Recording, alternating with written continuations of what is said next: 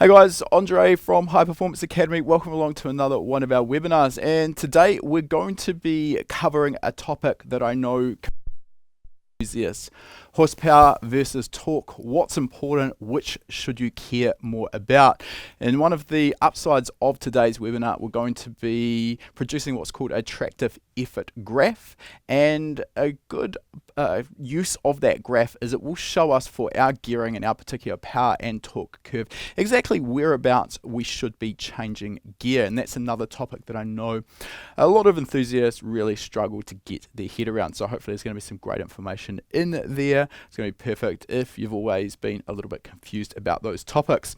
Before we jump into that though, a bit of an update for those who have been following. You'll know that we've been facing a bit of an uphill battle with our SR20 VE turbo engine. I covered a few problems that we had with it at our first round of racing last week. You can check that out on our YouTube channel if you haven't seen that already. And we have about a week and a half at this point before we're going to be heading away to the second round of racing. And at the moment, the engine block is sitting on an engine stand beside me. So it's not really where we'd like it to be. However, we've got everything sort of dialed in to get the engine back together tomorrow, back in the car, probably tomorrow night or early Thursday morning, and then we'll be straight back on the dyno. The aim with this has been, we've sort of pulled back from our intended list of upgrades on the car between rounds, and instead we're just focusing on the core aspects that we need to get done. And the aim with this is to give us a little bit more time testing. So basically, as soon as the car is finished, we're going to be heading back to Highlands Motorsport Park, our local track, and putting in as many laps as we can to make sure that we're on top of the cooling system problems. We don't want a repeat of that. Now, one of the aspects we are changing with the car is the water pump. We're not 100% sure, we can't pinpoint that this is the exact cause of our issues, but up to this point we have been running the factory SR20 DET water pump, and that's an engine that's designed from the factory to rev to sort of 7,000 RPM. And we're constantly running the engine now up to 9,000 RPM, particularly with the close ratio 6-speed gearbox. We are almost always above the factory rev limit for the SR20 DET. Now, with a lot of factory pumps at very high RPM, they will actually start to cavitate, which means they don't actually move the water around, and this creates air pockets in and of itself. So we're going to preempt that being an issue by going to this Davies Craig electric water pump. So put that under our overhead shot there. So there's nothing particularly special about these. They've been around for a really long time. The earlier models of these were made out of plastic, and there were a few problems around failure of them. This one, we have got an aluminium casing on it, and because the rest of our cooling system uses -16 AN fittings, we've obviously adapted those on as well. So these are available with their own controller, but we can do everything through the electronics package that's already on the car. So we're going to be running this off the Ecumaster PMU16. One of the nice features with the Ecumaster PMU16 is it can pulse width modulate the outputs. That's a feature that not all PDMs can do. Essentially, the pulse width modulation allows us to speed control the water pump. So the idea with this is that we will not be running a thermostat. We'll use a restrictor plate in place of the thermostat because we don't need the thermostat to control engine temperature. Instead, we basically map the pulse width modulated output, or basically the speed of the water pump versus the coolant temperature. There's a little bit to work out there, and hopefully that's going to at least help us with the problems that we've been having. So that's going to be going in the car as soon as the engine's back in there. Can't really work out the plumbing until we've got the engine back in, because everything understandably is really tight. Now, last week I also talked about my sort of proposed reason for failure, and this has sort of come from talking through the situation with a few other colleagues that I've got in the industry as well to get a really good handle on things. Last week I showed you some photos. Now I've actually got the parts here, so I'll get this under our overhead camera. So this is the piston out of number 1 cylinder. Had a lot of people, particularly on my personal Instagram, sort of talk about, oh, it must have been a detonation related failure, and I did cover that last week. One of the reasons that one of the things things we don't see on the crown of this piston that would be typical of detonation is a sandblasted appearance, or in some cases even severe melting, and that normally happens around the crown of the piston. Now yes, we have got this sort of spatter of alloy here on the piston crown, but that's actually not from the piston itself. Instead, that is actually from the cylinder head. So that's part of the cylinder head that's basically been melted and sprayed onto the crown of the piston. Now the piston itself, if we look at the skirt of it, basically it's all actually looking pretty good. There is a little bit of ugliness here where it's nipped up. So generally what we see in a situation with pre-ignition in particular, I'll just find example exhibit A here. This is what we typically see from pre-ignition. Normally it's a much more severe failure mode than detonation. Because the heat created during pre-ignition is there for the whole engine cycle. So the piston in particular is exposed to that heat for a huge amount of time. I've got a lot of pressure going on in there as well. So it tends to destroy the piston very, very quickly. And the usual failure mode will be a hole melted down through the crown of the piston, or in this case, as you can see, right through, it's lanced through the side of the piston. So that'll normally happen, particularly at high specific power outputs, very, very quickly. You don't get long to live with pre-ignition before it causes some catastrophic engine damage. On the other hand, detonation, well, obviously we don't want to run with detonation. The engine will live for a reasonable amount of time, even with quite severe detonation. Obviously, this is all related to the specific power output. But obviously, we don't have any of that sort of failure mode visible with the crown of this piston. However, what it has done is it has absorbed a hell of a lot of heat into the crown of the piston, and that's made the crown of the piston expand, and that's why we've had it just start to nip up. It actually hasn't really damaged the bore cleaned up with a very light hone, but our engine machinist measured the piston up, and basically it's shrunk by somewhere in the region of about 2 thou. Chances are as well, because the ring pack's been exposed to so much heat, that'll have lost its tension as well. So not a lot of good stuff coming out of number one piston. The other 3 pistons in there looking pretty healthy. Given our really tight time frame, the only option available to us was to switch to a set of CP pistons for the VET engine, which we managed to source out of Australia. So those are going into the engine for the rebuild. So ugly, not ideal, but it is what it is, and unfortunately you play with engines for long enough, and even at the levels we're operating at, failures are a real concern.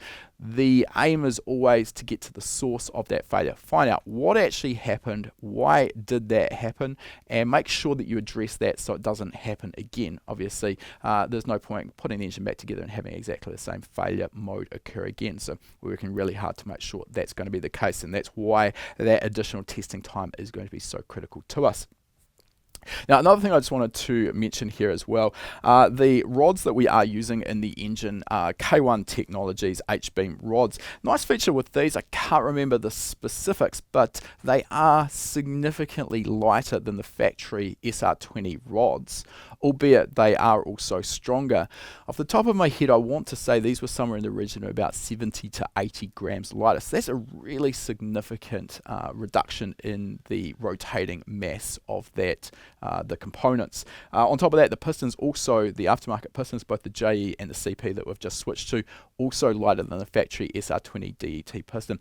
Not always going to see that, but anytime you can reduce the rotational mass of the components in the engine, it's going to mean that there's less stress being placed, particularly on the rod when it goes past top dead center on the exhaust stroke. Huge tensile forces that are going to be inside that rod, trying to essentially pull the rod apart. So the lighter the piston, the easier the time the rod is going to have there. It also allows the engine to accelerate faster. So lightening your components in the engine, that's not necessarily going to show up on a dyno plot. You're not going to see necessarily an increase in power and torque as a result of just fitting lighter components, but it's more noticeable when you're out on the track. The car will actually, the engine can accelerate faster. So it's not too much different to actually lightening the car itself. And one of the key things with the gearbox that we're running, the 6-speed TTI sequential gearbox, we're using an auto blip on the downshift. So there's a strain gauge on the gear lever. The driver pushes forward on the gear lever. The strain gauge tells the MoTeC M150 ECU that the driver's requesting a downshift, and then it will automatically blip the drive-by-wire throttle to match revs.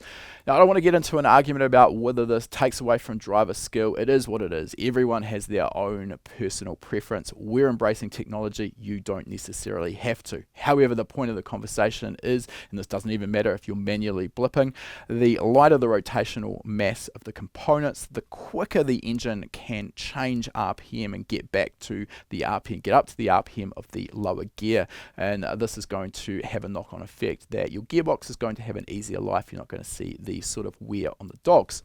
All right, so I've been holding this K1 rod, and we did actually cover this in one of our Instagram stories. If you are interested, you can check out the HPA 101 highlights, story highlights at the top of our Instagram profile, and there is a range of SR86 builds, so covering a lot of topics. And one of them, Chris, who used to actually work for me from Prestige Tuning and Motorsport, came down to give us a hand because we were under the pump time-wise.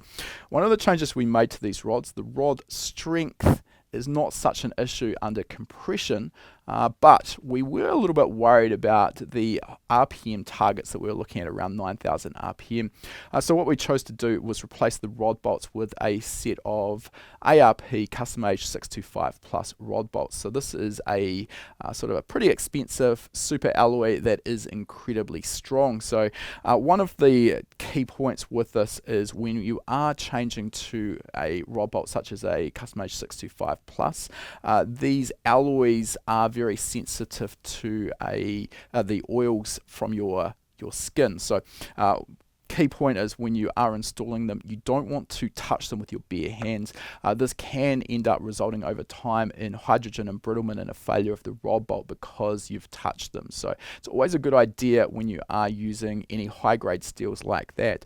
L19 head studs is another, and rod bolts for that matter, are another product. We should be wearing gloves to make sure that you don't artificially affect the life expectancy of those components.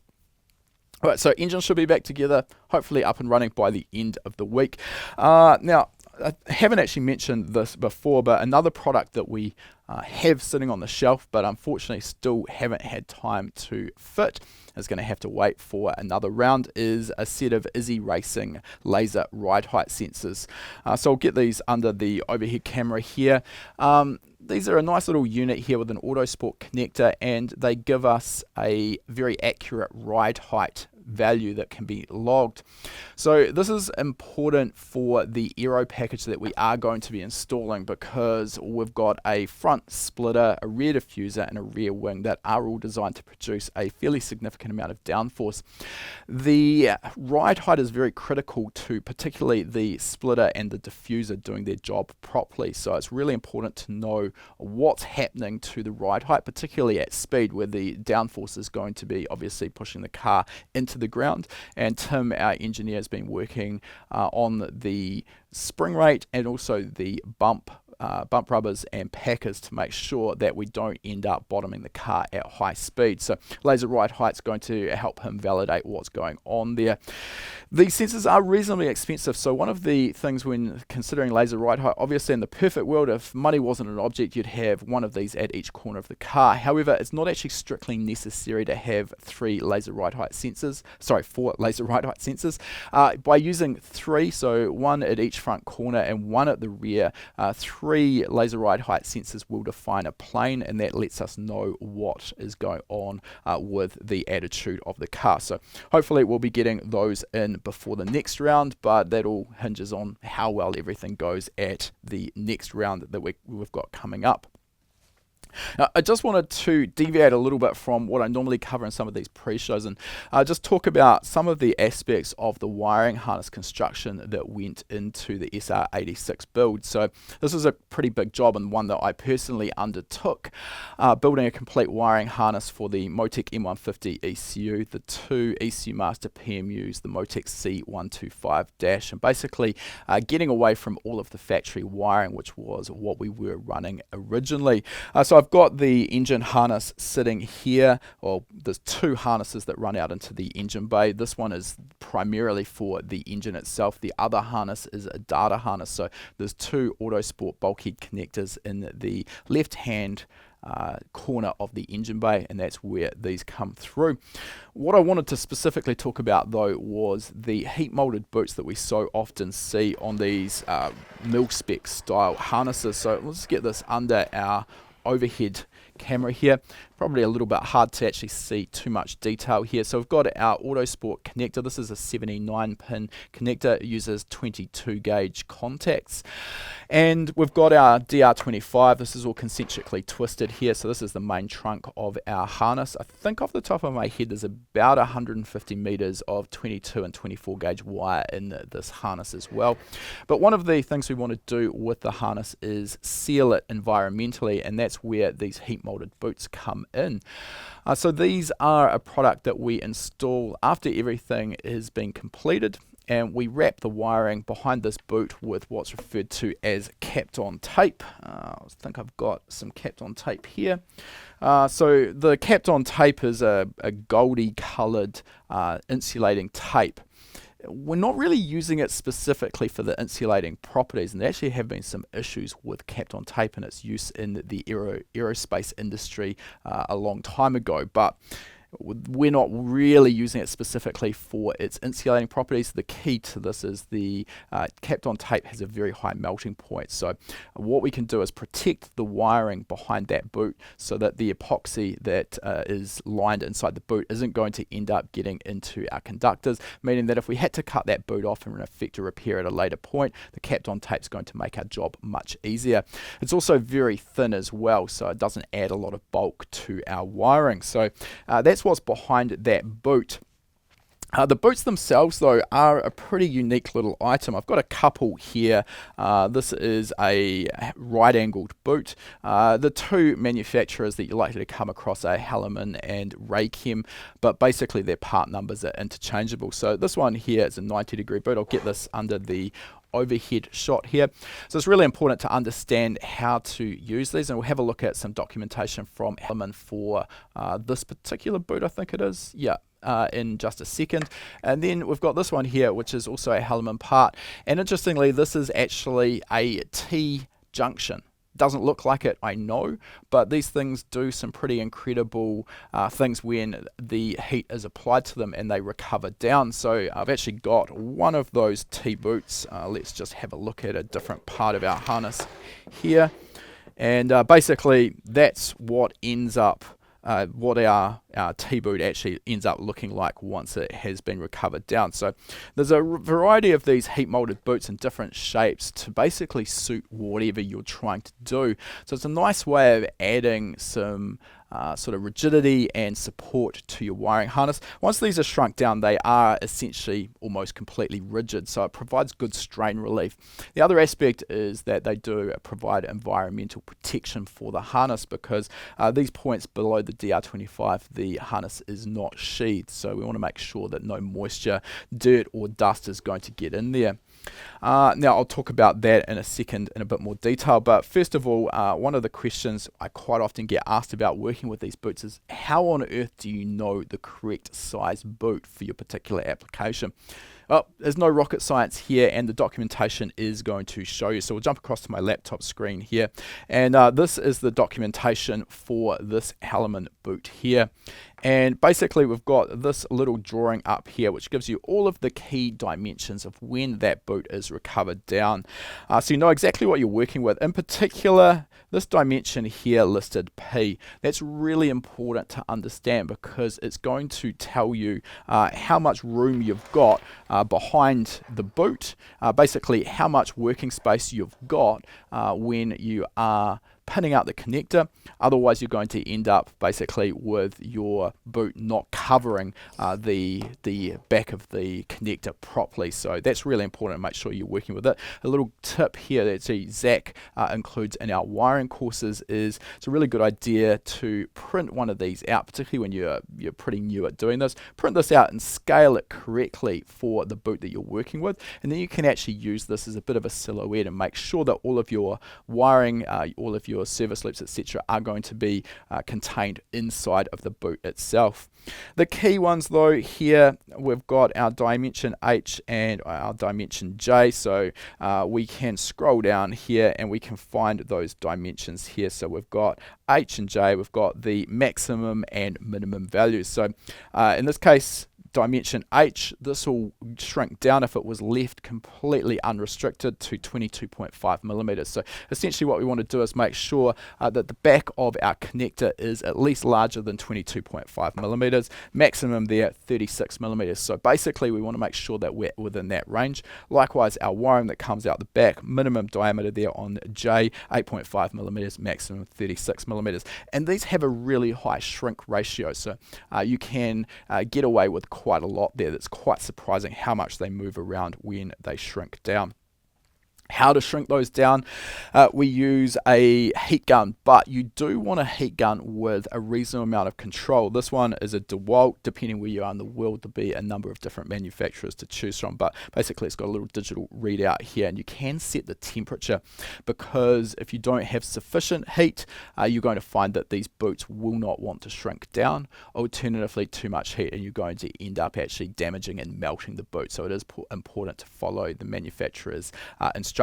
They do give recommendations on the heat range to use when recovering those boots down. The other aspect as well is that while some of the boots are glue lined or epoxy lined, others are not.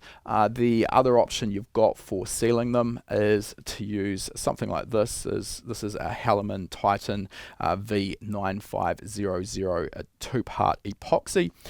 Comes in this little gun. You can get mixing tubes, or alternatively, what I quite often do is actually squirt this out, or squirt both parts out evenly. You can then mix it, and I actually feed it into a little syringe and use a small diameter needle to then apply the epoxy. So that's what we've got. Again, probably a little bit hard to see too much detail, but we've got the 2-pot epoxy sealing at this transition boot, as well as a nice little line of that epoxy sitting around the back of that boot as well. So just adds a little bit more professionalism to the finished product and seals that harness down from the effects of the environment.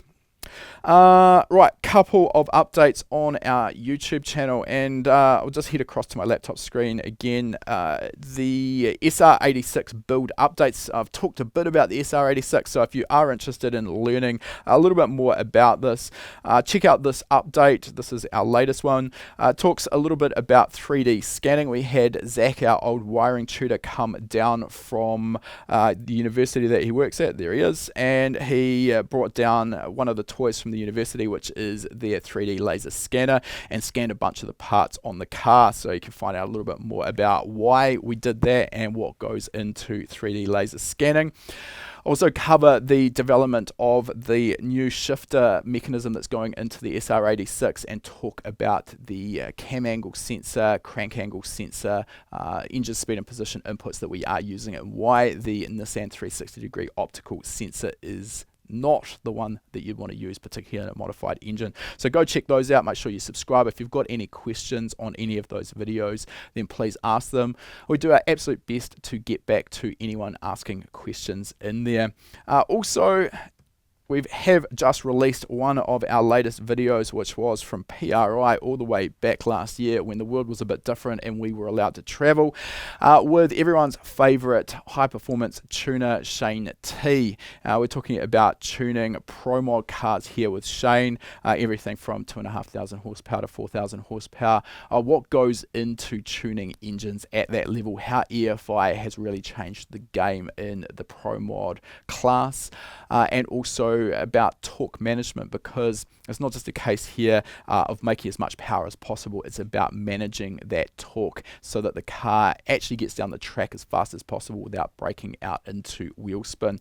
Not a lot of B-roll in that video, unfortunately, but if you are a bit of a tech nerd like us, then there's absolute gold in there, so go check that out as well. Last thing for our pre-show today, we are running another one of our giveaways. This time the folk at Mahle Motorsports have given us, or are giving us, a set of forged pistons. So if you are considering an engine build project and you want to get a set of quality aftermarket pistons to make sure that your engine is going to be strong enough to support whatever you want to throw at it, then that giveaway is going to be perfect for you. Basically, you get to choose anything from their existing pretty extensive catalogue of shelf stock parts, and on top of that we are also going to be chucking in our suite of engine building courses so that you're going to know what to do with those pistons once you get them. Probably chucked them under the bus a little bit, but hopefully Sam can drop a link into the comments that you can click on to get your name into the draw. There's a few other tasks that you can complete there as well that'll give you more entries, giving you more chance to win. Alright, give me a few moments here and we'll get started with today's webinar. If you like that video, make sure you give it a thumbs up, and if you're not already a subscriber, make sure you're subscribed. We release a new video every week. And if you like free stuff, we've got a great deal for you. Click the link in the description to claim your free spot to our next live lesson.